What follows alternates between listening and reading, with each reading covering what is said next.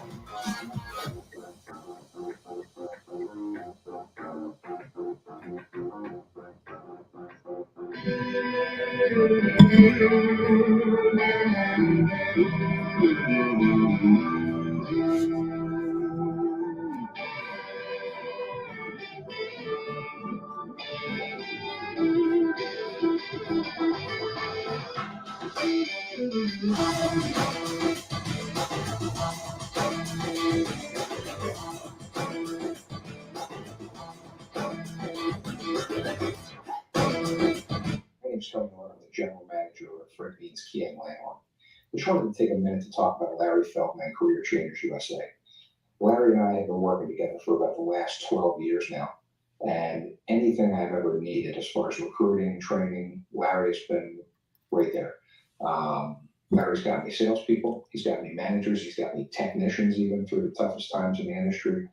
And he is just the kind of guy who's going to tell you exactly what's on his mind. He's going to tell you exactly what he thinks. But Larry also has the expertise to back it up. When he was in the dealership world, he was a top performer. And that's really important to my staff, especially as it pertains to training. A lot of people can come in and teach out of a textbook, but Larry has real world experience dealing with customers, dealing with situations in dealerships that we go through on a daily basis and try to train on. But Larry's been through it, so he can really empathize with the people and tell you what's worked for him and maybe what way not to go. Larry is just always at a 10. I mean, his energy level is always up there. And I think people, they just love that and they feed off of it. He's not faking it. He is genuinely excited to come in and help you.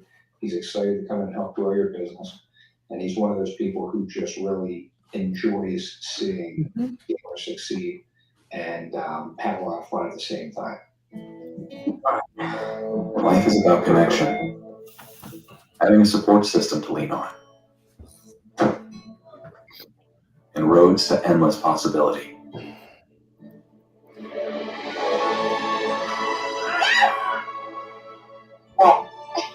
At every turn, guiding the way, we are building the connections that move you.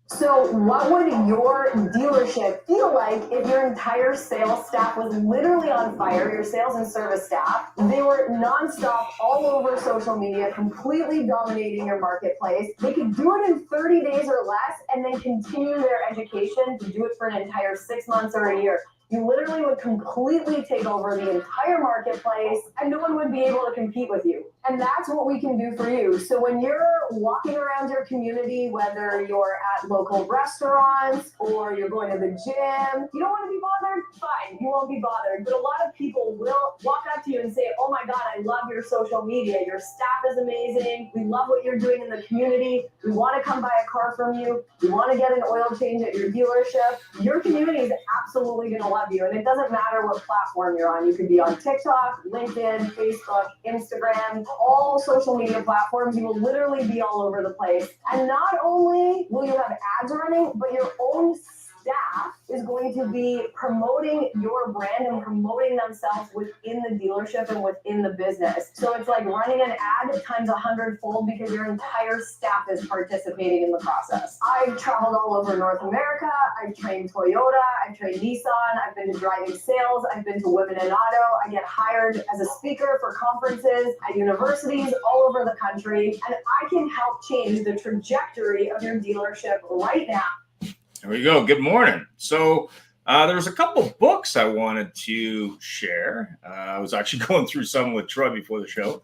And these were books really on, I think, stress, because if you're in sales of any type, it's really about, dealing with that to a certain degree. How to Stop Worrying and Start Living by Dale Carnegie, an old guard person. Stress Resets from Jennifer Latisse, and Stop Overthinking from Nick Trenton. Disclaimer: nothing that I say or anyone else says is our fault. It's obviously we're not responsible. It's on the website if you want to read it.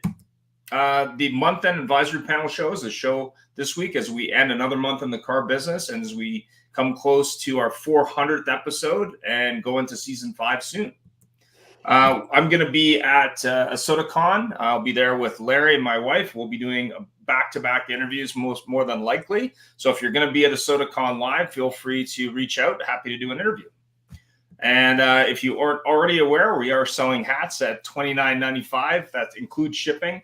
We're not making much money on them. If there are 4 colors available, if you want one, just reach out. And here we go. So let me just see how I'm going to do this. I guess I do it this way. Yeah, there we go.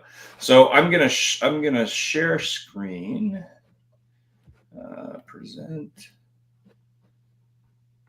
I think I can just add it. Yeah, I'll just do that. There we go. Let's move over here. All right. So good morning and welcome. So why don't we start with an introduction? The first person on was Mr. Troy Glenn. So we're going to go ahead and start with Troy. I know we had some technical glitches today. So Troy, maybe you can tell us a little bit more about what you do, and then we'll go from there. Sure. Thanks for having me. I'm the Director of Sales for Western Canada for CDK Global. I've been on the show a bunch of times, and it never fails that, the biggest guy in the biggest tech company has the biggest tech issues. So thanks for being patient with me this morning. No worries. Yeah, we're moving to Streamyard, and that sometimes causes different issues than the issues we've had in the past. So Streamyard is the platform I've used for quite a while to obviously stream the show, but for security reasons, we're moving to Streamyard moving forward. That doesn't mean we can't do Zoom. It just means that the Zoom link will not be publicized. So let's start with Peter next. So Peter, tell us more about what you do and say hello. Well, my name is Peter Smith. I represent the Lion Partnership. We're a collective of automotive experts that help dealers see basically what is actually happening with their dealerships and how to change it for the positive and profitability issues that can be underlying that we can help with. Fantastic. And last but not least, Mr. Doug Reeves from A to Z or A to Z Sync if you're Canadian. Go ahead. Yeah, Doug Reeves, Senior Business Development Manager at A to Z Sync. We have a singular goal of changing a customer's perception of buying a car at a dealership, and we do that by minimizing the reliance on technology, putting an entire deal in a single tech platform, and just really focusing on the dealership experience, making it easier for both customers and employees to enact a sales transaction. Fantastic. Well, there's lots swirling around in the car business, as there always is, especially on month end. But these days, there's obviously a combination of electric car changes, challenges, opportunities. Some politicians stepping into the electric car game, at least in our country, and I think also in the U.S. Lots of investment in electric cars, but also dealers who are constantly looking for staff, but more importantly, where to find the right staff. Maybe not with car industry experience. And I know that's important with A to Z Sync because you're asking people to do more than maybe historically, walking around outside trying to find a tire kicker, to quote the video earlier on. When dealers ask you, Doug, about, you got all this great technology, you're making the process simpler, you're streamlining it, you're reducing the staff count. How do they find that staff member who can be a jack of all trades or a Jill of all trades? Where do they find Well, that? that's a good question. Generally what we recommend first, and obviously, I mean, yeah, we love the one person model, but we're not married to the one person model. We're process agnostic. But that being said, I think it's important, assuming that a dealership has an onboarding process and a sales process have been established, go outside the industry and get people from other arenas that are process oriented, whether it be, the hospitality industry, law enforcement. Heck, we used to advise dealers to walk into a mall, go into stores, and find the sales representative that actually comes up and asks to help you, because that person is obviously motivated and has a little different makeup of their DNA. But definitely, our recommendation is go outside of the industry and get some fresh faces, because the industry is changing. And if you're a dealership that's progressive and you're about providing a career and career pathing, it should be attractive to them. Fantastic. Troy, I mean, I know you maybe train a little bit on technology, but obviously some car dealer staff currently is not as CRM centric as they could be. What do you recommend when dealers ask you those kind of questions about staffing? Well, the technology, I think, anyone in the, born since 1985 is fairly up on the ability to learn technology for the most part. Of course, there's always exceptions, but I personally come from the hotel industry. So just as was just said, I spent 22 years in hospitality, and, I worked as in the hotel business in a number of different brands, and different positions. Then I was for a brief time at Cintas, which sold uniforms to hotels. Now, what I found really interesting and what got me started on this whole hospitality piece was we had business cards at Cintas that on the front had our information, but on the back it said, "You did a great job for us today. If you're interested in a career change, we think you have what it takes. Call me at this number." And we had those business cards that if we were out and had a great experience in a hotel, in a restaurant, buying something like a car, and we thought these people would be ideal for our circumstance, we were recruiting every time we would drop a business card. So I agree wholeheartedly. Hospitality industry folks are trained on customer service times 10x from what other people get, and the ability to turn around a situation where there's no physical product to buy is a massive skill that's hard to learn. So I agree, hospitality is where it's at. What do you think, Peter? Well, I've been always a big proponent of getting people into the industry from outside sources because they haven't learned the bad habits. Now, that is the biggest challenge in this industry, is retraining, not training. And as such, I work for a company group that mandated to its managers that they had to recruit at least one individual outside the industry per month to the dealership, whether it was in service or sales or whatever positioning that they offered, but they had to go out and search for one individual per month. And that was one of their jobs at growth. And I really think if we can truly offer what this business should be, we will not have a challenge with staffing outside the industry. And that's a simplicity model. Where can you make six figures in a job that doesn't require any education? It requires compassion and empathy. That's what it requires. Fantastic. I mean, it's interesting. Go ahead. It's interesting to me that the industry as a whole, and I've brought this up multiple times, doesn't promote this industry as what kind of opportunity does exist within the industry. You hear it from every dealership in every department that hiring is a challenge, yet there's nothing done from the higher ups to say, have you considered the automotive industry? It's not what you think it is. And it just confounds me, because that single initiative could help turn this industry quicker than perhaps anything. Oh, 100% agree. I remember when I first got in the car business, and my brother's like, "Why did you choose that business?" And I think there's a famous quote from a trainer. It's like, "Oh, I got into the car business, and then I was like working for the FBI. I was like, nobody knew what I did."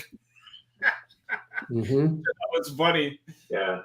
You know, Ian, I have a friend of mine who was a small business owner, and then COVID happened, and it debilitated his business when Amazon sort of took over. Yeah. But he got offered a job from a good friend of his to go sell cars. Yeah.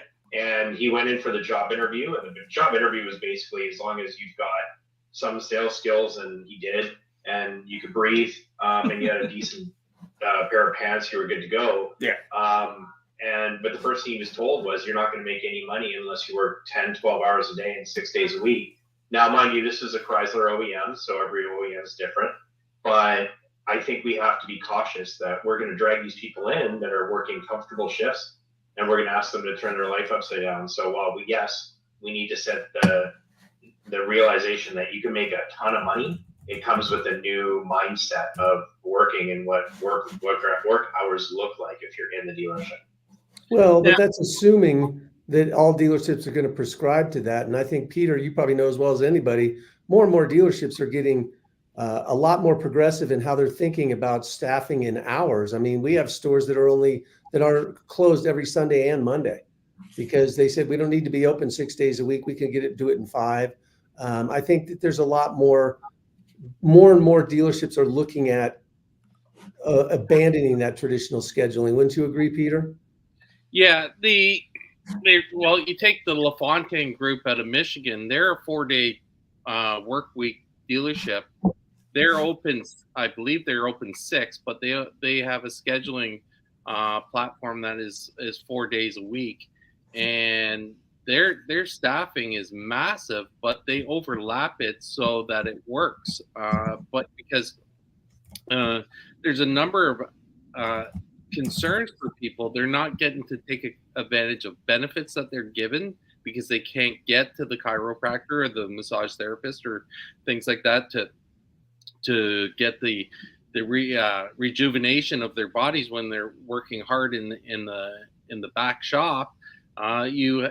People can't use dental, they can't use any of these benefits, so they look at it and say the benefits mean nothing to me because I can't use them. And so dealerships are looking at different avenues with the 4-day work week. I know of one dealership that does 3 12-hour shifts, and I know other dealerships that offer flexible time for different people because they have different schedules with children. So it's bringing benefits to this industry that was never looked upon in the past to draw those amazing people in that are out there, and we need to do it. Otherwise, we're going to be caught. Now, I had a clubhouse room on Thursday nights, women in automotive, and how do we recruit more women? After that room, I had a lady reach out to me that said, this is the reason why the world is upside down and this and that, and we shouldn't be recruiting people into the industry. We shouldn't allow people into the industry until they're 25, until their brains actually form. And I couldn't actually believe this. She was dead serious. And the funny thing is, she was a partner and a director of an automotive company. Wow. And she had climbed that ladder, and she said, I wouldn't wish this on anybody. And I'm going, isn't this contradictory that you've done it and you've shown it can be done even with the adversity, but you don't want anybody in it? It just doesn't make any sense to me, because I look at the business as being one of the greatest businesses in the world. So thanks for that, Peter. We have Russell just joined, so maybe Russell has a thought. Good morning. Boy, it was difficult getting in here this morning. Yeah, well, we're trying something new because we want to secure it, but like anything new, it can be challenging. Okay, so we're talking a little bit about, Peter was finishing up on the fact that finding staff outside of the business was a challenge, but maybe you can go ahead, Peter. Sorry, I just want to acknowledge Russell. Go ahead. No, it's just it. I'm glad Russell could come on board, because, like myself, Russell's been in this business for multiple decades and seen the challenges and seen that new ways of drawing people to this business is what's necessary to get those that are absolute superstars. You can, for case in point, Kaylee Fellio. We all know who Kaylee is. She was a Subway manager. She managed a Subway restaurant, and the owners of her company spotted her there and brought her to the industry. Within 10 years, she's been a multiple speaker across multiple events, including NADA, and won a Golden Wrench from Russell. So, there's a case in point where 1, female into the industry, 2, excelled at the industry, 3, was never in the industry, and now she's a superstar. 100%. Russell, maybe you can share a little bit about what you are and what you do, because you were a little late, but also we were talking a little bit about recruiting people outside of the industry. We're going to get into the electric car debacle a little bit afterwards, but go ahead. So, yeah, I'm Russell Hill. I've been in the industry 39 years. Grew up on the variable side, running stores for 16 years, then got in the vendor space. Been in the vendor space ever since. This is my third company, which is Fixed Stops Marketing. It's a technology and software company that works exclusively with dealerships all over the country and Canada as well, where we actually do some quite niche, unique stuff that you won't even be able to reference Fixed Stops Marketing. So we create video content and engage. Here's essentially what it is. We take dealerships out of the 20th century, bring them into the 21st century on their website, because all 4 of the profit centers the dealer has are on their website: new and used, and parts and service. Well, if you look at parts, service, coupons, specials, or offers, it's dismal, it's dim, nothing that even rivals what's going on the variable side. So what we do is level the playing field, actually even exceeds what they're doing on the variable side, with video content and engagement tools, engaging the customer with the right content at the right message at the right time. And it is an engagement or a lead generation magnet compared to anything that anybody's ever seen on a website. That's the short version. And are you doing any work with Honda dealers? Because I know they're looking for revenue, especially in fixed stops these days. All of them. All of them. It's unfortunate, though, when you say fixed stops marketing, there's no real reference point to what we're doing, because all they think about is what's on their website now. Here's the 3 scenarios. No coupons at this time, check back later in construction. A handful of static images that are expired, look good maybe, but there's no calls to action. The third one, which is the most common one, is 5 or 6 offers, coupons, or specials have pricing information with really no calls to action other than maybe printing or linking to a service scheduling tool. Well, that's freaking horrible, man. And so we have, literally over 1,200 video coupons that pertain to each and every service that a dealership provides. And the results are staggering, really. The ROI, because we have DMS access, are just staggering. But there's really no reference point until somebody gets in front of me, like Peter, who has seen it and sees exactly what we're doing. You go, oh my God, nobody even knew this kind of technology existed. And it's unfortunate that 80 to 85% of the general managers grew up on the variable side. They don't get the fixed side, and the fixed people are not marketing people. They don't get it. But we directly affect repeat, referral, and retention in a way that is staggering. The engagement is staggering. If I told you what it was, you'd go, yeah, Russell, you're full of shit. No. It's staggering. And we do business with everybody. I don't care if it's Lexus, BMW, Mercedes. We do them all. Well, yeah. When I worked for a website company years ago, the thing that really shocked me was no service specials. Yep. And no unique sales specials that were not the OEM specials. On top of all that, we're transitioning.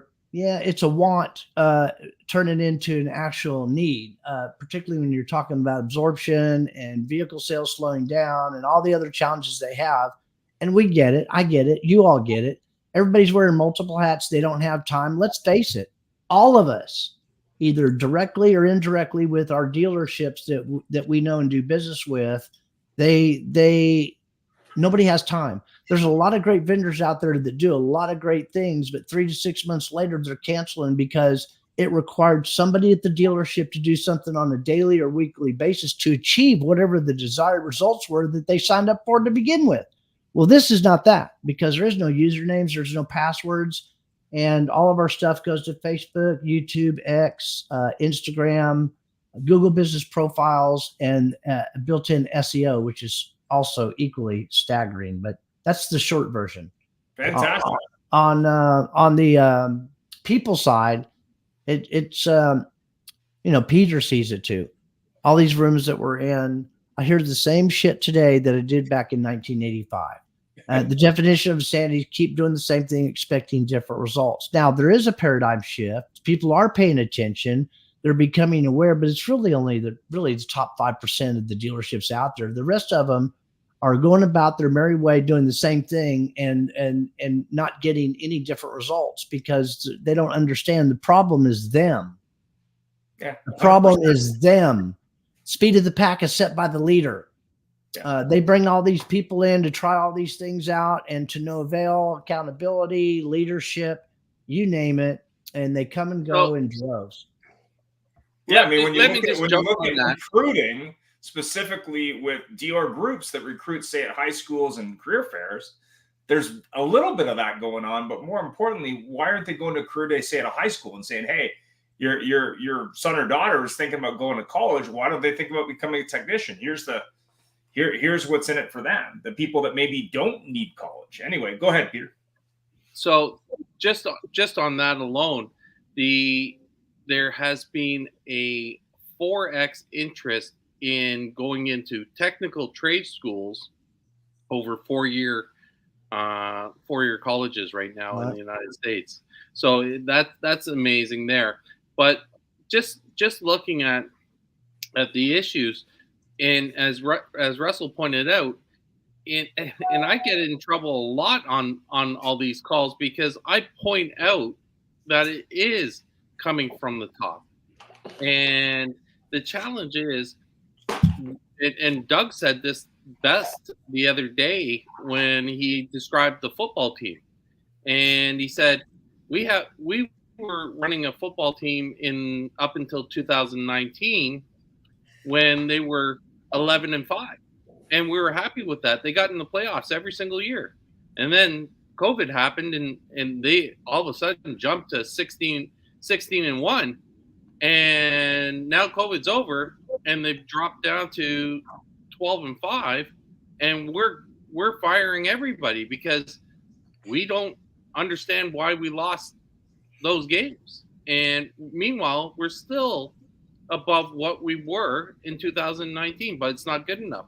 So all these people that were actually amazing people have lost their jobs because the stakeholders say, hey, you're costing us profitability. Well, it's not the stakeholder. It wasn't the people at the bottom.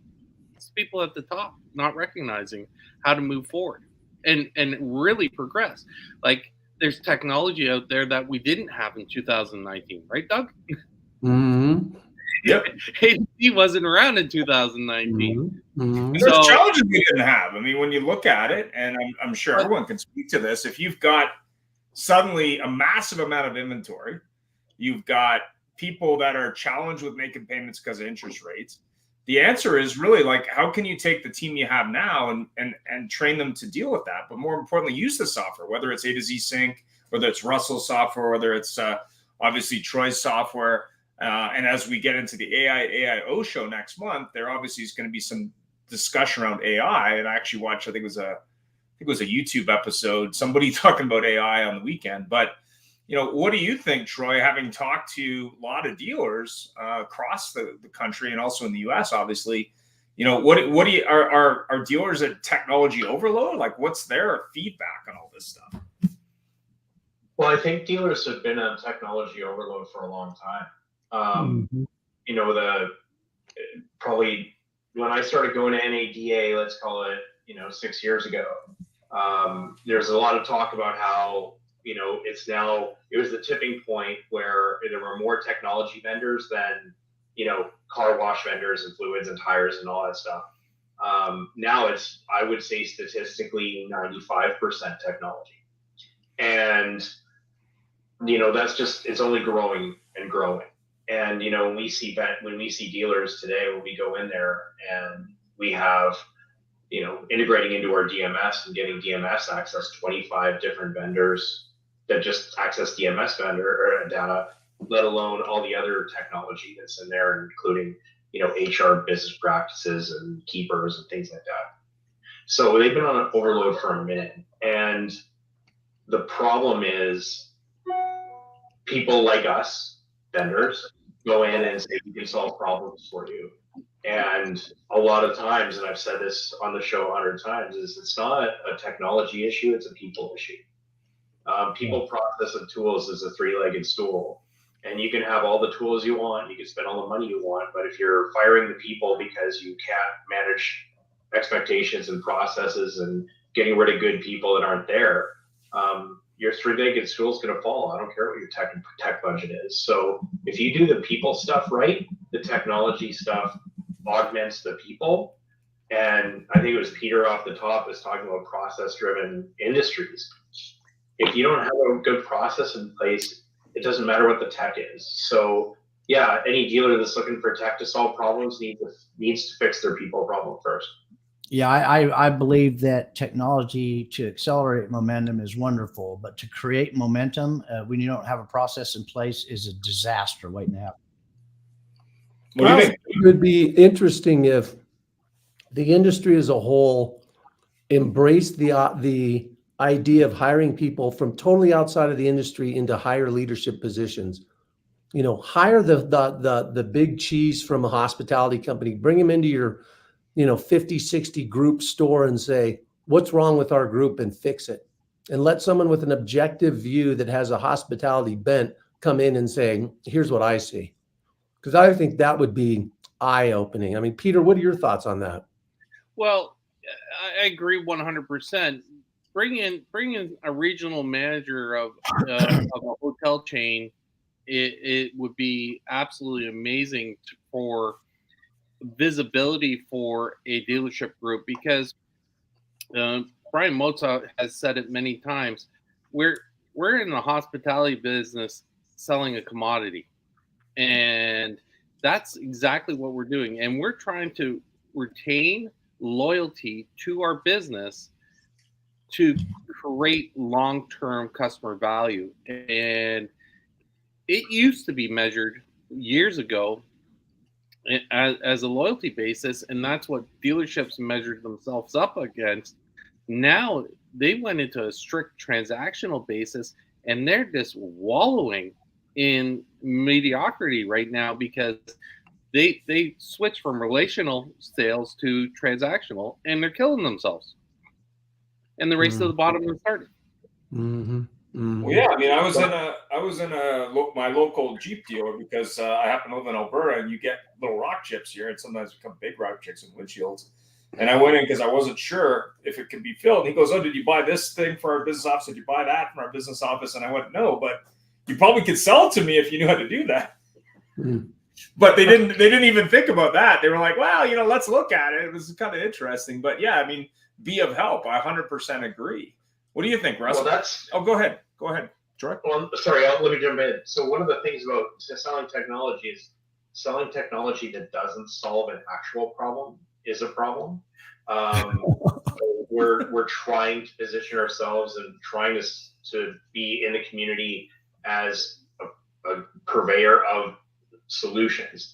But that having been said, you can have all the hospitality people in the world you want, and I'm just piling onto what Peter said, is all the hospitality people you want to do a great job, or have a director of customer experience that's got hospitality experience. But the second you walk into the sales manager's job and there's a bunch of boxes on the wall that have little X's beside how many units you moved this month, it doesn't matter how nice you are or how much your customers love you when the only thing you're measured on is how many boxes you got that month. So, it's very difficult to put people into a meat grinder and expect people to be great hospitality people when they're not measured on that scale. Well, again, I've been a big proponent of trying to change this ship around, turning it around. But unfortunately, turning a battleship around in a bathtub is a very, very impossible thing to do. Yeah. Yeah. And the second part of it is because this industry moves at the speed of a glacier, that becomes another concern. But again, we have to look, refocus what we're looking for, because we don't see this industry from the customer's point of view. We see it from the OEM's point of view and the dealer's point of view. And unfortunately, they don't see it that way. The customers are the actual people in control, and we're going to lose them. And people say, we can't do digital retailing. Well, Tesla proved otherwise. They sold 4.5 million cars at 100% digital retailing. Carvana is one of the greatest performing stocks right now, and they do all their business by digital retailing. So there are challenges that we have to accept in our business model to move forward and enact these changes, and dealers can do it. It's proven fact. When 2020 came around and we shut down the dealerships because of COVID, digital retailing happened. So I agree with Doug on the very first thing what we have to do with digital and tech is do a tech audit. No one does tech audits. Right. You mean they have stuff on their website that doesn't do anything, or in their store that maybe is sitting on a shelf? Right. Right. This Say never it ain't so. Say it ain't so. Well, it was funny. I was doing some implementation for a dealer group out of the Toronto area, and they had pop-ups on multiple pages on their website that they weren't even aware were there. They're not converting. They're interacting with every other pop-up and causing a mess. And the dealer wasn't even sure what the company was. Mhm. Well, here's a prime example. I was dealing with a dealer group in the United States, very prominent dealer group, about 20 stores. And on their website, they said the chairman was in one of the dealerships every day conducting business and overseeing the team. I saw it it was just after NADA, because that's when I started interacting with them. Problem was, the chairman passed away 4 years ago. And not only that, they had a memorial page on every single website for every single store that the chairman had passed away. And when I connected with the current chairman, his son, he says, "Oh, no one reads that." I said, "I did." Yeah, well, the scary thing about websites is the conversion metrics. When you look at websites in the automotive industry, that may not be true in other industries, I don't know. The mean average conversion, and I worked for a website company for 3 years, Peter, so I know I looked at probably 100,000 websites, if not more. Is somewhere between 3 and 5%. That's the overall conversion metric. So if you're a dealer and you're spending, call it $50,000 a month on advertising or more, why are you not paying attention to, especially on these devices, but how people interact with your website? And to Russell's point, it's about offers. I mean, what was shocking to me was we used to create offers for our website dealer clients every month, and they didn't even know how to do that. Like, no one had ever even asked them. Like, what do you mean I need a parts and a service offer? Well, when you go to the grocery store for a coupon, yeah. Does that drive engagement and sell stuff? Absolutely. Why aren't you doing that every single month, at least? Anyway, go ahead. I'm sure Russell had some opinions there. No, I'm just you get me all riled up now. Here comes trouble. Go ahead, Larry. You just got on. What do you say? Hey, gentlemen, how are you? How's everybody doing? I'm sorry, I'm interviewing a bunch of folks, and time got a little bit away from me. What is our topic, or what have I missed so far? And Russell, Well, we started talking about how do you find great people outside of the auto industry. Maybe you had a thought on that, but we were also talking about a little bit about website and customer experience. But go ahead.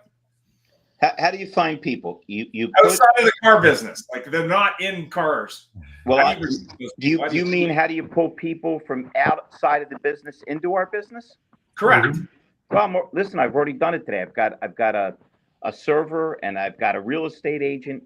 You make the ads punchy, you make them short, you make it clear. You know, I'm not saying us, but in general, we tend to be too wordy. We tend to miss the mark.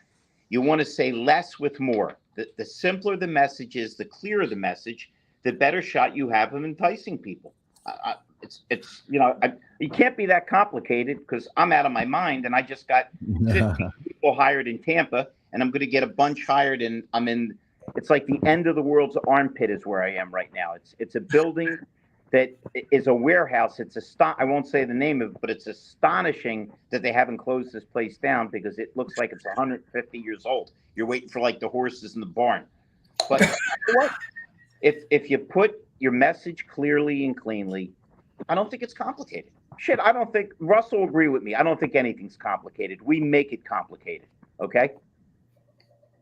100% agree. Right on.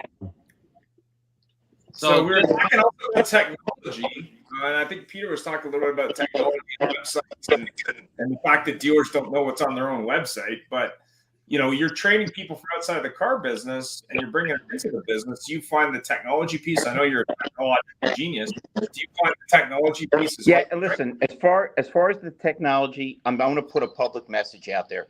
I'm tired of Elon Musk calling me at 2:00 in the morning, asking me how to shut his computer off. It's the on button, Elon. How many damn times do I have to say?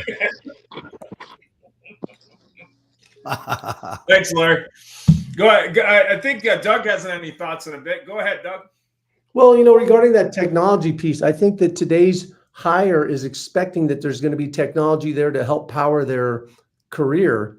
And I think what's happened with dealerships is they've gotten so used to what they have, their minds are closed to trying to think that there's something else that might make it look better. It's like, I'd rather dance with the devil I know. And that's short-sighted. But I do think that the opportunity exists for, as Brian Benstock told us once, look, technology should make a person's job easier, not take their place. And the opportunity there is there to bring in technology that will be attractive to the prospective new hires, and that will actually help facilitate their success and not be a hindrance. And like Peter says, we're a big fan of doing a tech audit, because what you're going to find is dealerships have technologies where the managers and the employees are rekeying data over and over. The integrations are horrible. The data they get is horrible. It's just all not happening. And they need to take an audit, and they can probably cut their expense, cut their technology, and get something that's more efficient. It'll be more attractive to any new hire. So I'm going to jump Doug, on that. Are you comfortable? Wait, hold on, Peter. I just got to ask Doug a question, because I love him. Doug, I kind of got cut out for a second and jumped back in, and I heard you say that every single thing is horrible. Are you trying to get a job as Joe Biden's campaign manager?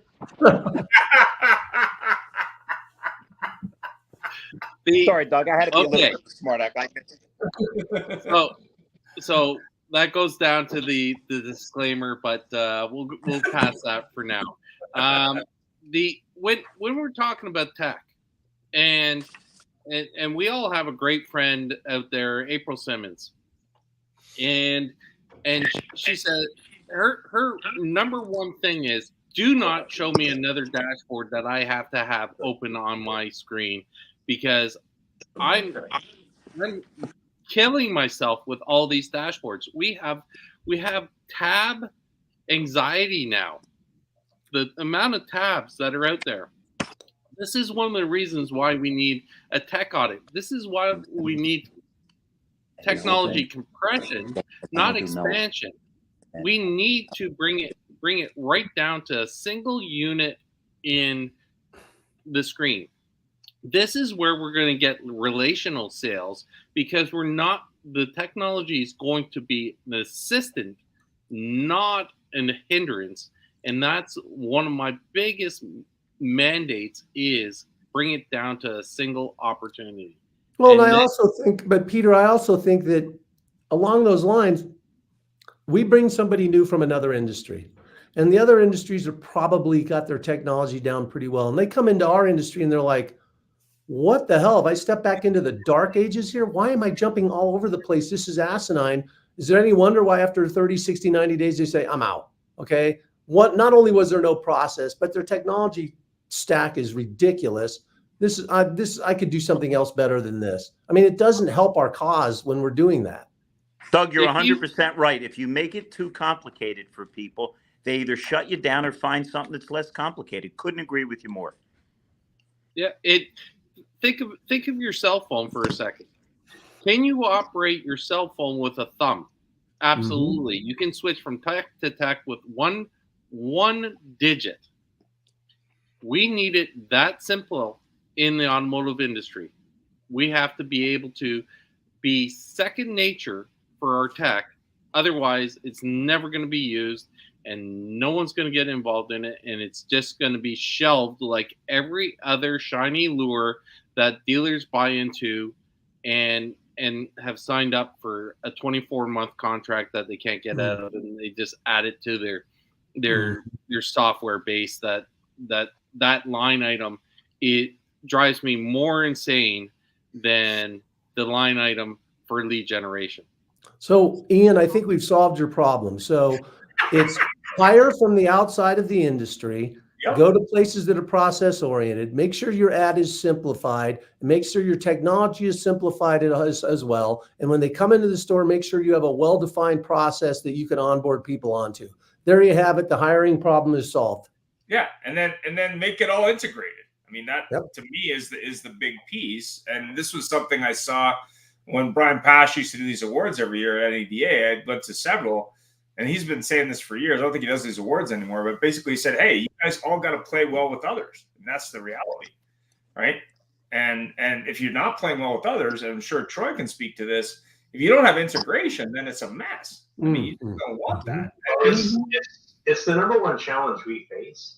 And there's a common misconception that because the DMS is the big hub, that it's all our fault, that we're not the ones allowing people to integrate. The reality is we'll let anybody integrate.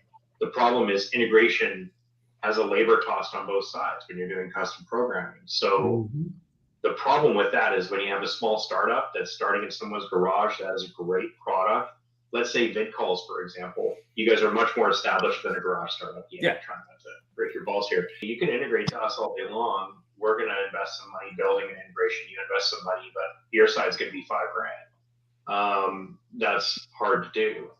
And for some startups, and then you do that times all the DMS companies in Canada. So there's 6 of them and then 20 some of them in the States.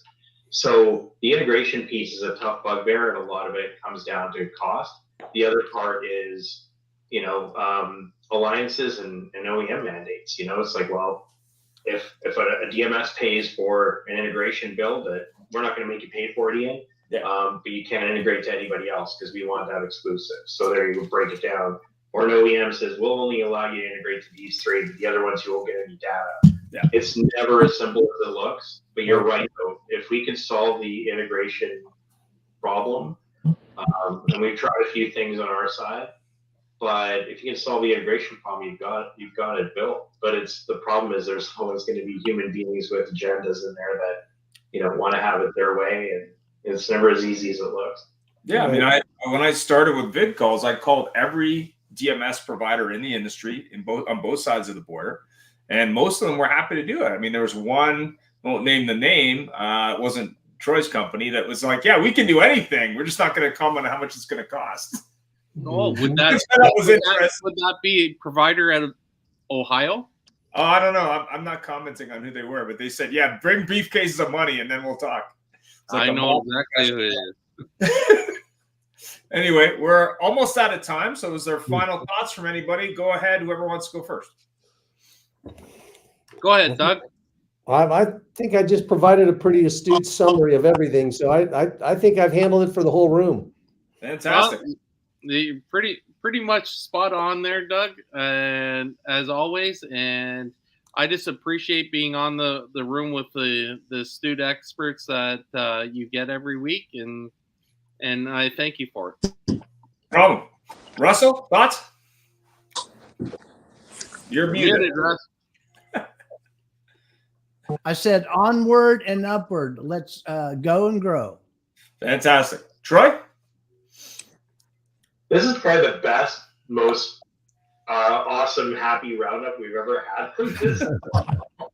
I agree. I'm gonna let everyone else write all my stuff from now on. No, it's been said. But I'll echo what the other guys have said, and that we're really grateful for this opportunity.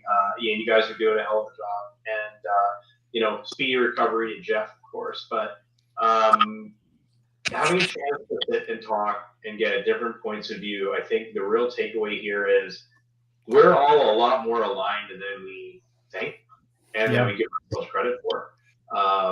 And I think it's not going to be a massive, the whole turning around a cruise ship in a bathtub is exactly the right analogy in this industry for sure. But I have a feeling it's just 1 or 2 degrees of course correction, and we're a lot closer than we think we are. But once again, a great holiday. Thanks, guys. Thanks. Larry, final thoughts? Yeah.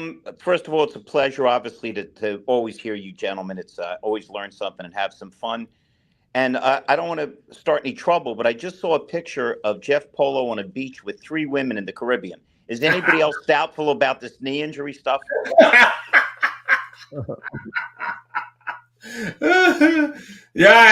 I'm not commenting that, but I hear he's posting on LinkedIn again, so he must be off the medication. Anyway, well, the challenge I have with that is you don't need your knee to talk. Oh, damn. Anyway, have yourself a great week. Thanks very much. We're out. Here we go. Thank you, gentlemen.